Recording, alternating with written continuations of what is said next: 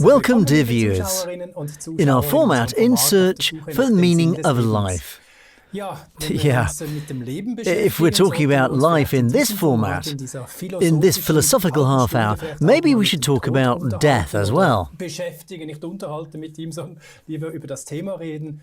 So I invited a spiritual teacher to frame this difficult issue and bring some light into the darkness. Welcome, dear Gottfried Sumser. Thank you for being here. Thank you very much. Thank you for the invitation.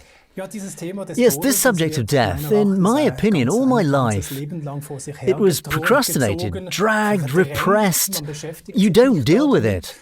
And yet it's something that's for sure going to happen. So it's something that you will, like paying tax, for sure experience it. And I don't think the taboo subject should be treated as a taboo subject. It should be dealt with. Not in a negative way, not at all. Well, I think I'd like to hear what you have to say about this subject. So, what I'm about to say is probably going to irritate some people. Death is a misconception. Perfect, let's end the show now. Yeah. Thank you, ladies and gentlemen. Thank you for your attention. Yeah, it's just a misconception. The truth is, we are eternal life. The truth is, we are one in God, and life is everlasting, and eternal life cannot die. But the body, it's obvious at some point, it's done its job. Just like any car, like all commodities. Sorry for the word, like all commodities that eventually settled. And then the body is no longer available as it was before. But you as eternal life live forever. And the misconception is you are your body. You think you're a body. And of course, if you believe you're a body, then you must die. Do people really believe that, or do they somehow know it too? What do you mean with this? The question was, if I listen inside me, I have a truth inside of me, and it's perfectly clear. I just know my soul comes and goes, and that with this body, that to me is the truth. It's not something my mother taught me, for sure not my career, but I know it. And that just makes me wonder that deep down others do too. If you listen, it's a cycle. Yeah. Well, I'm convinced, every spectator and far beyond, and you, like me, we know we are eternal life, so everybody knows it, but it's so heavily repressed. It's heavily repressed, and the repression is maintained every day in the idea there is a body, and here is a body. The body is here as a tool, either to experience peace or to continue to initiate war. And if I choose to use the body for peace, for love, to use, then the body takes on a completely different experience. And the idea of Gottfried, with this history that he's had, it's fading further and further away. In truth, we are eternal life. The nameless one, yes, but as long as I give the nameless a name, then it's a thing again. Then the body is a thing that has to survive to some degree, but not really lives. Perfect life takes place in the spirit and not in the body. But we can use the body to manifest eternal life, to manifest as a proof of eternal life in the world. Jesus didn't do anything different. He manifested the Christ. Yeah, just 1,000 years after Christ, the Church once decided that the doctrine of reincarnation only applies to Jesus, and all others are not allowed to do so. And so we were given another 1,000 years to be told that in Christianity, this kind of reincarnation no longer exists. And all other religions tell the opposite. But we Christians don't listen to that much. And that, in my opinion, the children, the youth, they grow up with this misconception and create distance, separation, as you so beautifully put it. Separation issue, yeah, right. So, I mean, the knowledge of reincarnation is ultimately not the solution. The knowledge of eternal life is the solution. But if I know that at the end of the day, all my lives are taking place in a hologram, taking place simultaneously, but I define myself now in time and space in this body, in this experience, and there's a lot more, far, far more. We will know this by opening our minds to eternal life. What if every day you could teach yourself, I am eternal life, one in God? If you teach your mind again, rethinking, thinking, feeling, experiencing, yes, I am eternal life, one in God. I can teach myself again, or I continue to believe in the story. I'm a body and I have to die and must then somehow reasonably well survive in this time in which I seem to live. And that's ultimate. We incarnate each time to learn that we are eternal life. And I'm asking you, and I'm also asking spectators, how long are you going to keep celebrating this? When will you pause to realize, I am eternal life, one in God. I am the Christ, I am the Buddha. Call it what you want, but you are eternal life. And that's what needs to be recognized. This has to be done again by a decision to manifest, to make it believable for you. You just believed a story. I mean, I am a body that must die, but you are far more. You have thoughts, but you are not them. You don't have to believe it. Well, I had these discussions with my father once. He still had a relatively materialistic education, educated in the most literal sense. He was also very sick 5 years ago because he's been eating it all up. He's solved all that now too. But he's also taught that this whole spiritual lawfulness also has an influence on him. But when you're dealing with issues like we're dealing with right now, he wants to believe it. That's the answer. But it's not within. And I imagine a lot of people want to change just that. It sounds good what you're saying, it feels good. That would be great if it was. But how can you turn the hypothetical come into the certainty so that you won't have the fear of the inevitable?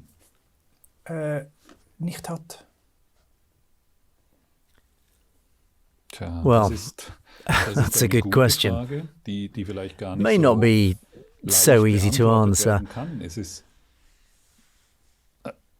As we actually talked about in the last show, it's always up to you whether you've had enough of suffering. And when the suffering capacity is exhausted, then you are ready to become of a different mind. That means you're willing to think differently about yourself, life in the world and the universe, about God and love in a new way.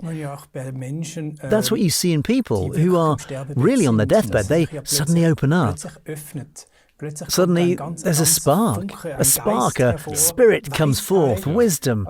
So somewhere in this time of saying goodbye to right now, or that's wrong words again, but in this change, let's put it this way, in this transition, somewhere the wire to this cosmic cloud must be opened and become tangible so that you are no longer afraid. But on the way there, I'm so sorry, when I see people suffer like this, have compassion rather than sorrow. They have enough suffering already. Yeah, thanks, good word.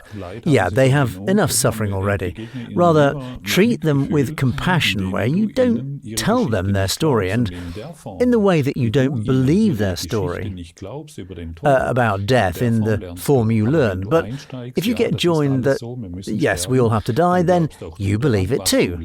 What you teach, you learn, and you teach all the time. And there are many, many, many cases of near-death experiences. There's a Japanese girl, I can't remember the name anymore. It's called Returning to the Light, or very similar. And she was cured of cancer from disease while the body died. Medicine gave up on her completely, and she became a new light. She recognized herself, and she came back to this body to bring the message of the light. The message of the light means you are eternal life. You can never die. What is not born cannot die. What's born is an idea of the body who is lost in this world and lost in this labyrinth. And by reminding himself again and again of the light, of the eternal life that is, he will be gently and softly and unnoticeably get out of this labyrinth. You are eternal life. You can't change that, but you can forget it. Fortunately, you can't change it, but you can forget it. I say yes, that is an incredibly blessed interpretation that you're giving the human beings. Yes, as I said, I know it's true for me, but I really wish that others would understand. And at the same time, it's for the remaining... even there, when your ego is strong, that you had to let go of someone and can't handle it, then it has to do with yourself, not wanting to let go. Yeah. And then you experience very strong suffering again, since the focus is in the past and not in the present. You make a conscious choice to suffer. Right, that's real. Actually, a conscious choice to suffer. And it is a choice. I have to die.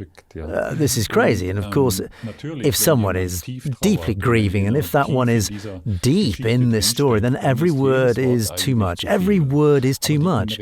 But the inner attitude, that's important. Yes, do I join in this suffering? Do I support people in their suffering? Or do I support the people in inner awareness of the infinite field of love? And anyone who's been in contact with the infinite field of love that I can represent, that you and anyone can represent, if I can get in there, this energy field, into the other person's system, then he'll remember it with you. He suddenly becomes calmer, and he becomes of a different mind. Something calms him down, brings him peace. He quiets down, and the grief can go. Healing never happens for me alone. It's either for all of us or not at all. That means if I want to heal, I've got to heal. The healing powers that are inside of me, that are inside of you and inside of everyone. If I extend these healing powers, then everyone will remember it. And the healing power of love is eternal. And you are eternal, healing power of love. And when you start expanding them, everything will remember. That's how powerful we are. And here's the word power, something very, very wonderful and something very, very fine. Power at this moment is humility. Humility for the power of love. Humility for the power of God. Humility for the power of eternal life. Yeah? We're all invited to bring that power back here. We let the enlightened spirit sink into the body and begin to transport him. You're also working with grief, so you've got funeral orations that you do. Exactly. And you accompany people. How well do you do that with your power of charisma, with your wisely chosen words? To lead the mourners here into a hopeful and right direction. Well, naturally, I only can go on. I tell these words. My job is not to remind people of eternal life. My job is not to remind people that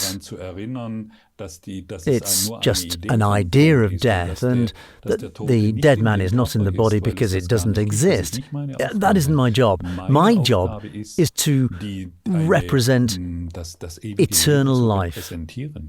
Before I go there, I always say pure spirit, divine love. You lead me in it. And then I use normal words. Normal. I keep it very, very simple.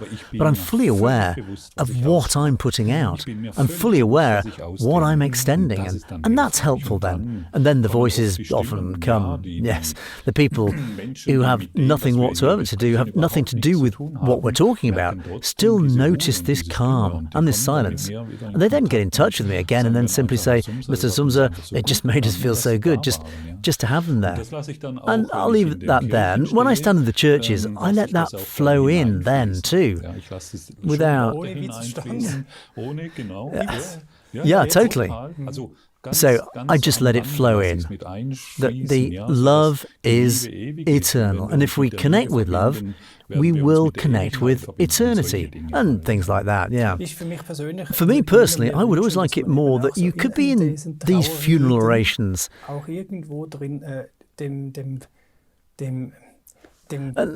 wish the human being who has now just left this body all the best and happiness for his next trip, and in itself also a little happiness for this new path, because his one way is now kind of completed. In the meaning of this present existence is ended. And he gets to take the next step, and that's not really a work of grief, more a work of happiness.